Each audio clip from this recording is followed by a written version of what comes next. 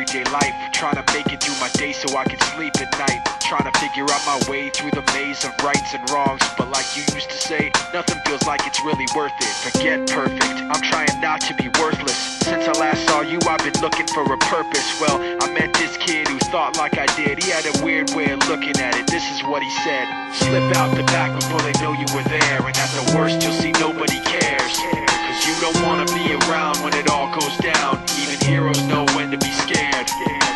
Slip out the back before they know you were there, and at the worst you'll see nobody cares. Cause you don't wanna be around when it all goes down. Even heroes know when to be scared. Now, I don't remember where I met him or remember his name, but he walked funny like he was just too big for his frame. Just over 5 foot, but he weighed $150. And what he said seemed so right, it stuck with me. Listen, it's like poker, you can play your best, but you gotta know when to fold your cards and take a rest, and know when to hold your cards, hold your breath, and hope that nobody else is stacking the deck. Because I don't need to tell you that life isn't fair. It doesn't care, it arbitrarily cuts off your air. And like you, I want someone to say it's okay. In the truest part of our hearts, everybody's afraid. We're just underappreciated and overwhelmed, fighting so hard to hide our fear that we're scaring ourselves. You understand what I'm saying, cause you always did. But it's different in the words of a cowardly kid who said, slip out the back before they know you were there. At the worst you'll see nobody cares. Cause you don't wanna be around when it all goes down.